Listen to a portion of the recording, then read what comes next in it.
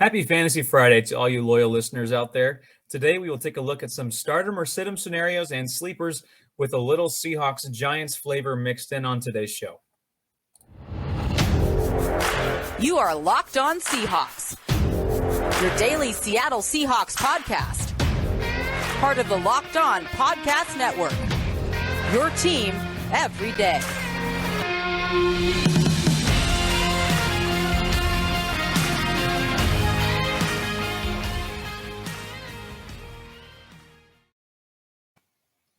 Greetings, 12s. This is Nick Lee, your host for this weekly bonus segment of Locked On Seahawks. It's Fantasy Friday.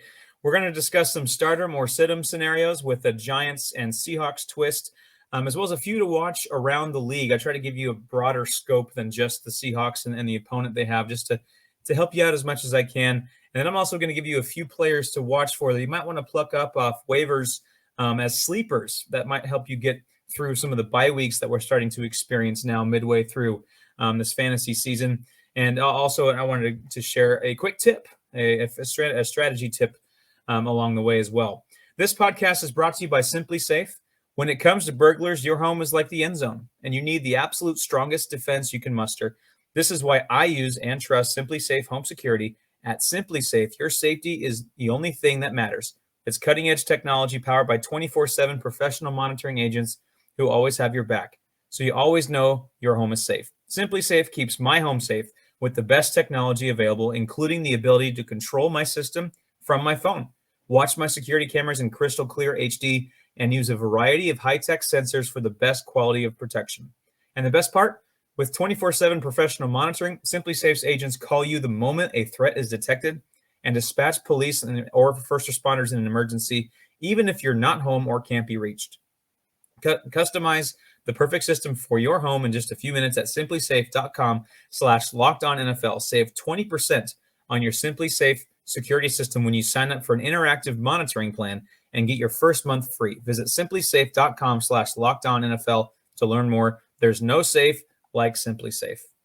Now, so let's talk some stardom or sit-em scenarios here. And I have a feeling this segment will feel very similar to the one last week that I did with the Seahawks and the Chargers. First of all, the Seahawks opponent, it has a bit of a weak run defense, and so that might lead to some good fantasy points and a good fantasy day for the Seahawks running back. That is Ken Walker. I'll get to him in a second.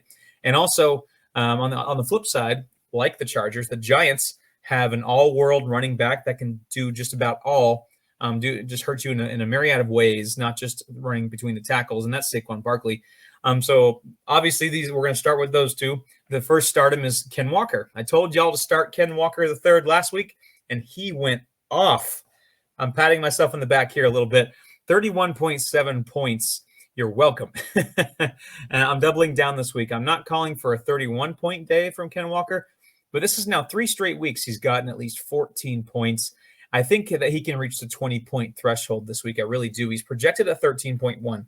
The Giants let Travis Etienne of the Jaguars go off last week for 17.9 points. And I think Ken Walker III is a better running back, and the Seahawks are a better offense at this point than the Jaguars. So I really think that there's some points to be had there for Ken Walker and the Seahawks run game. So start Ken Walker. And then obviously I think Saquon Barkley is one of the most obvious stardoms in the entire league. Much like Austin Eckler last week, Barkley's an automatic start. Every time that he is playing, he is healthy, and the Giants are actually on the field, you're going to want to start Saquon Barkley. That is just that's obvious. He's only Austin Eckler and Nick Chubb have more fantasy points this year at running back than Charles Barkley. Wow, Saquon Barkley.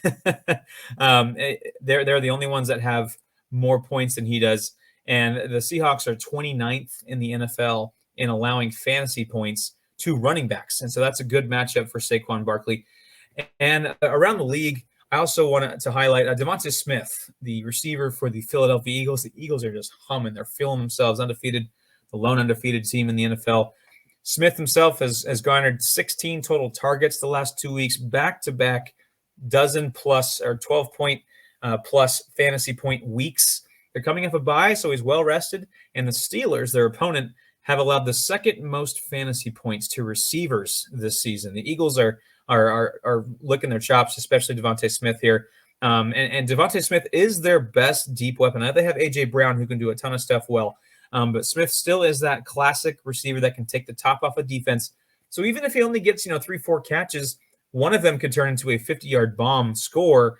And next thing you know, even with 4 or 5 catches, Devontae Smith has you in double-digit points pretty easily there. So my final stardom for around the league is Devontae Smith of the Eagles. Now for situms, I would first sit DK Metcalf. I know he was listed as questionable for this game. I was shocked, actually, that it was that optimistic. I thought we were talking about a 2 to 4 week thing with DK Metcalf, and we still might. I mean, I think that it's a bit optimistic to think he'll play this week.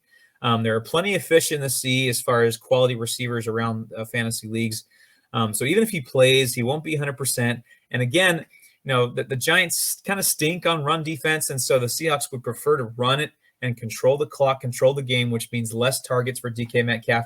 He's not 100%, even if he plays. So that combination doesn't sit well with me. I know Geno Smith has played really well, and obviously DK Metcalf, a top 10 receiver in his own right when he's healthy. But I don't think this is the week really to bank a lot on DK Metcalf. If you have some receivers who might not be as good as DK Metcalf, but have some favorable matchups and or are healthy, maybe sit DK Metcalf this week and see how it goes with the injury. And then, of course, sitting any Giants receivers whatsoever. If you have a Giants receiver, first of all, why? Don't start him. They rank 30th in pass offense. Daniel Jones, even though he's vastly improved this season, he's not proven he can really take over a game with his arm. And in his 45 career games, he's only eclipsed the 300-yard mark 6 times. And he just doesn't have those gaudy passing stats. And the Giants have just been putrid in their receiving core.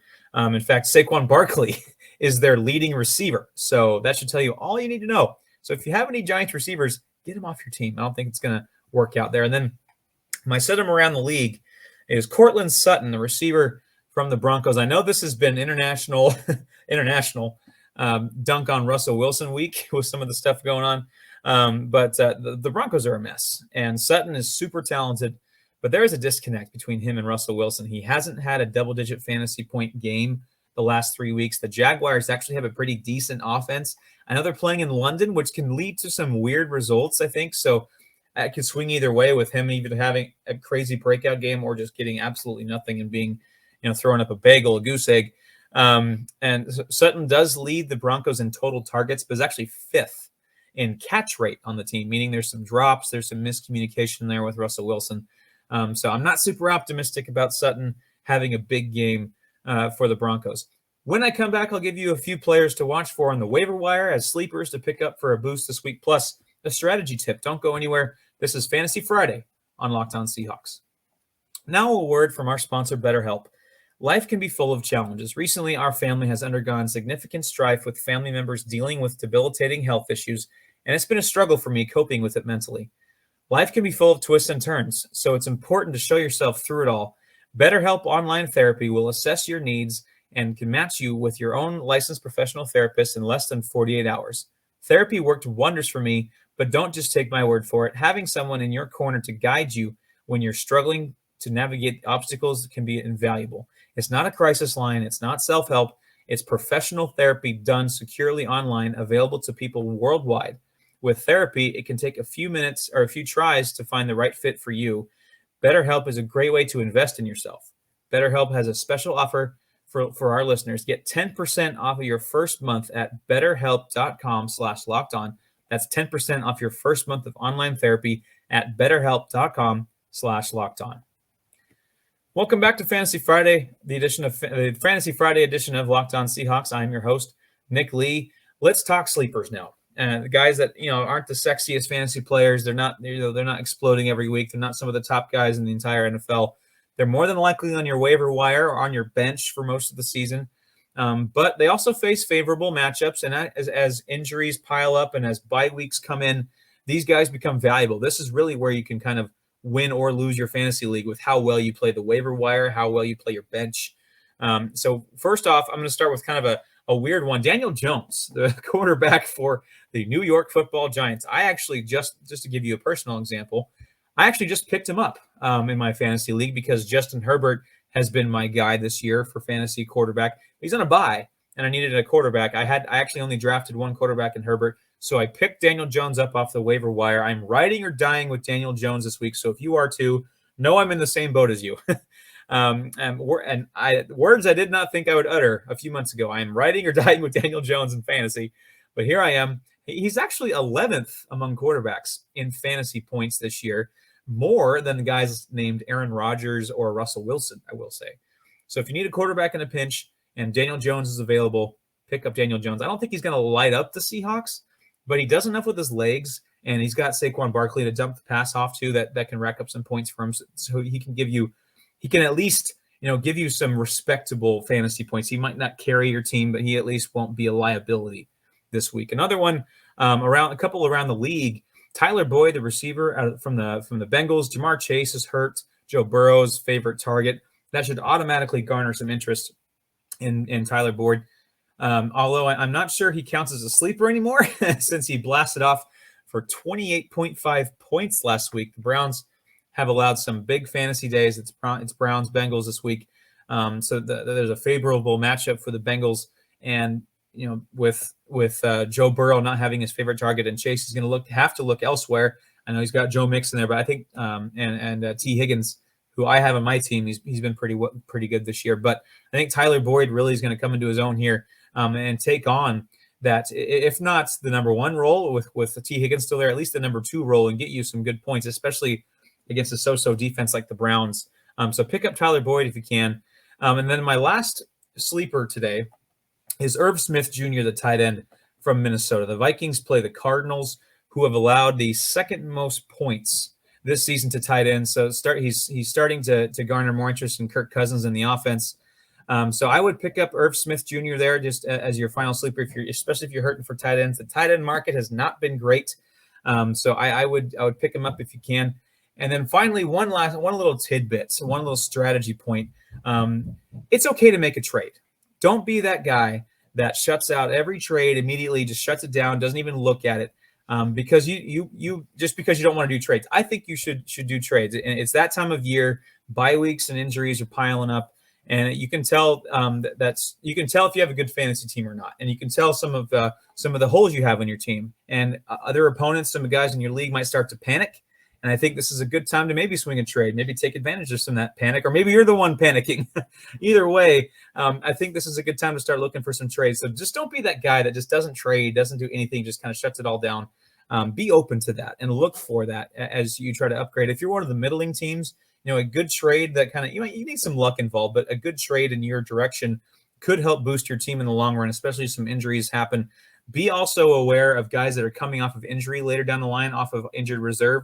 Also, keep your eye on the Odell Beckham Jr. markets.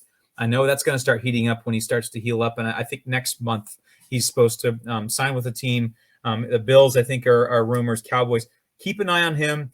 Don't stash him away quite yet. I don't think we're ready for that, but just keep an eye on the Odell Beckham Jr. market, because he could become a late fantasy season darling, depending on where he goes.